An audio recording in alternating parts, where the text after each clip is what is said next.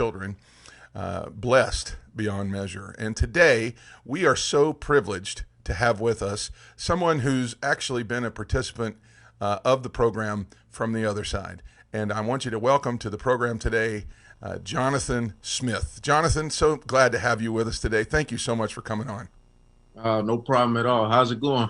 Really good, really good. I know that we're getting ready for Christmas here, and Prison Fellowship's Angel Tree Outreach is in high gear right now, getting ready to do the outreaches and things like that.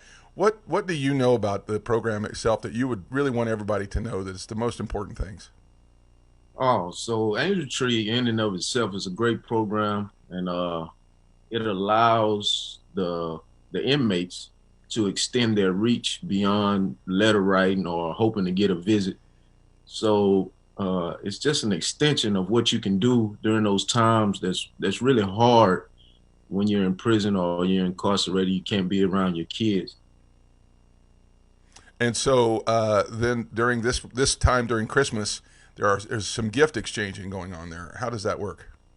Right. So when we first started, the first time I got involved with Angel Tree, it was maybe around 2005. You would fill out this form and they give you a catalog and it tells you, hey, what type of gifts would you like for your kid to receive? And it kind of gives you like a disclaimer on there. It tells you uh, first come, first serve type deal, uh, available supplies only.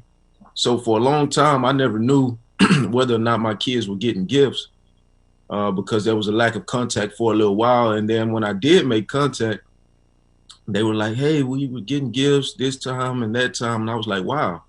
So I didn't even know that the gifts were going out. So that was kind of a surprise. But yeah, they make sure that they deliver the gifts and they set up arrangements with whoever the guardian is to make sure the kids get the gifts that you select. So you actually are involved in that, where you're actually the one. I know when we would get the card, it would have on there what was on there. So it's the inmates that are actually the ones that are doing that. Is that correct? Right. You get to fill out the form and you get to put a little note to the kid and they put the note on the gift, love dad, I miss you, where they actually know that it's coming from dad. That's such an awesome thing.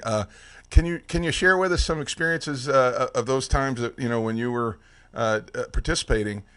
Can you think of one in particular that really stood out? Well, when I was at Prison Fellowship Academy, they actually have an angel tree party and the kids get to actually come in. Oh wow, that's awesome. That was the best part of it because you actually get to spend a Christmas themed party with your kids for maybe 6 hours, 8 hours, as opposed to just a 2 hour visit. They have games and food, and the exchange of gifts is done personally right there. That's incredible. How old were your kids during this time? During those 2 years, I had two teenagers and a preteen. So maybe 14, 15, and my youngest was around 10 or 11. All right, and it was something that really helped to keep your relationship up with your kids during that really difficult time. Yes, yes. How else does Prison Fellowship help with that? Well, prison fellowship in and of itself, during that actual program, there's plenty of classes and organizations and programs that allow the family to come in and be a part of the rehabilitation and the transition back into society. So they open those doors as they get you ready to go back out into society, but they include your family in that, and that helps with your support system. That helps so much. It's very vital. Yeah, I know that. Like my cousin is a jail chaplain out of Ohio, and I know that he has been involved in prison fellowship. That it has been instrumental. Can we talk a little bit about maybe what you specifically got from that program? How did it help you? A little bit of your story through this entire thing. What was your story? Well, funny thing about going through that program, it's a pre-release parole program. So you have to do like 24 months. Sorry about that. You have to do like 24 months. And I didn't know that I was going to have to do that much time before I was released. So, are you still there? Yeah, we're here. You're good. Okay. And so when I first got to the program, I really didn't want to be there. I was like, hey, I've done my time. I'm ready to go home. However, when I changed my mindset and I saw what was going on and I saw that they were serious about helping me get ready for society, it kind of changed my perspective. And I realized that there was no other unit in the state of Texas that I could have gone to and come out a better man than right there at Prison Fellowship Academy. But it is about the work that you put into it. They provide you with the tools, but you have to do the work. That's awesome. So you said your mindset changed. Can we talk a little bit about that? What was your mindset before, and then how did it change? Well, my mindset was really, I just wanted to go home. Sure. I just wanted to go home. So I felt like I had already set myself up to be successful in society. However, that was a closed mindset because nobody has it all. Nobody has all the answers. So there were some things that I could receive from the program. I just had to open up my mind and, of course, open my heart. And during that time, I was able to strengthen my relationship with God. I got a little closer to my family, and it just helped with the transition as opposed to just throwing someone out on the street. Like myself, I had done 15 years. So being away from society for that long, uh, that was kind of like a 1 foot in, 1 foot out the door to help you get acclimated to what you were about to face.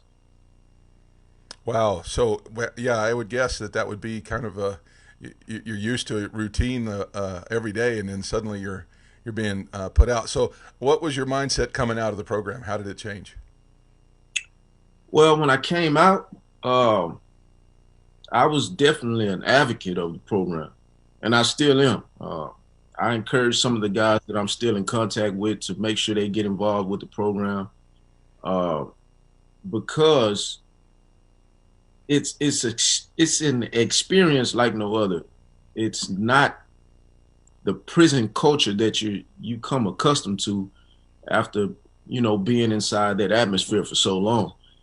You have a lot more liberty, a lot more freedom to exercise even gifts that you have. I was in the unit band. I played the drums.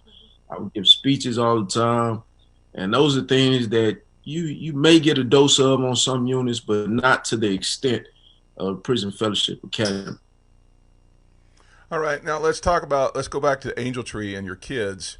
Right. Um, if you were in for 15 years, were they young when you first went in? Yes. Okay. Yes. Very. No. And how long into the program before you discovered Angel Tree? Uh, so I went in incarceration in 2002. So it was maybe about 2005 that I Okay. got exposed to Angel Tree, and excuse me, I participated pretty much every year. And I know that we have so many people that are probably watching or listening to us today Right. that are really considering this maybe for the first time.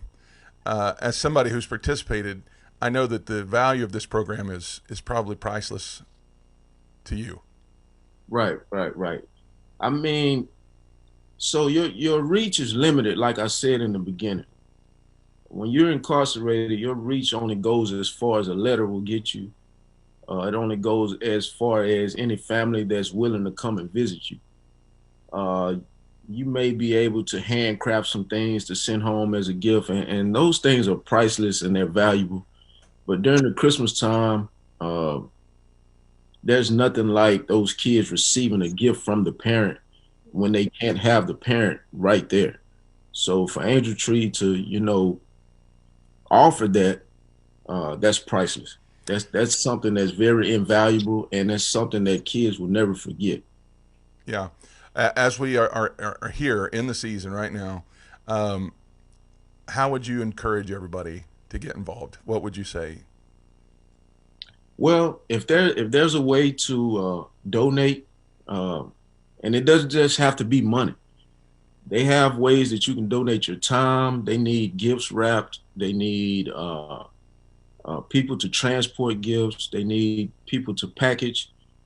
I haven't actually been involved since I've been out, but when I was in, I was able to see those things and get ready for like the party, so to speak. So we would have to go into the chapel and help get everything set up, and all these gifts would come in, and we would have to get those things ready.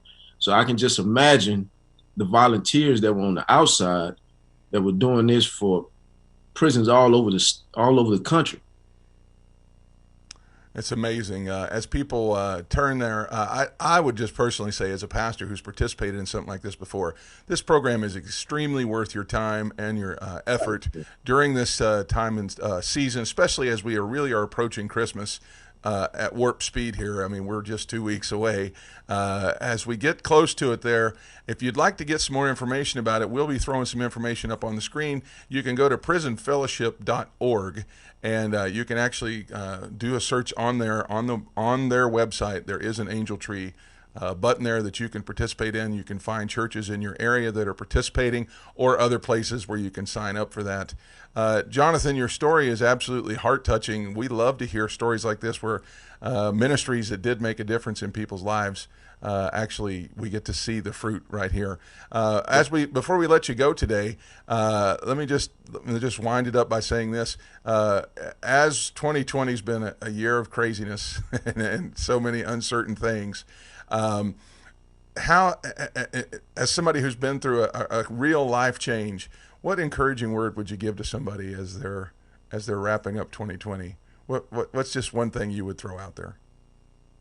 If you have survived the year 2020, definitely you should know that God is not done with you, because this is a year like no other. We've experienced some things that we've never seen before. Most people have never seen in their lifetime and probably won't see again. So if you're still alive and breathing, there's still a work for you to do. So whatever that is, whatever your relationship is with God, you need to tap into that and find out what it is that God would have you to do. Because for you to still be here, whatever it is that he wants you to do is very important. Such great words. Jonathan, we're so appreciative of your time today. We wish you nothing but the best of luck and blessings upon you. We'll be praying for you. And if you would ever have anything that you got going on, we'd love to have you come back on and talk some more. Oh man, I appreciate it. Thank you. Pleasure was all mine. All right. Again, the information up on the screen, prisonfellowship.org. It's also prisonfellowship.org/Angel Tree. You can go there and find out way more information about that. All right, let's take a moment and stop for directions.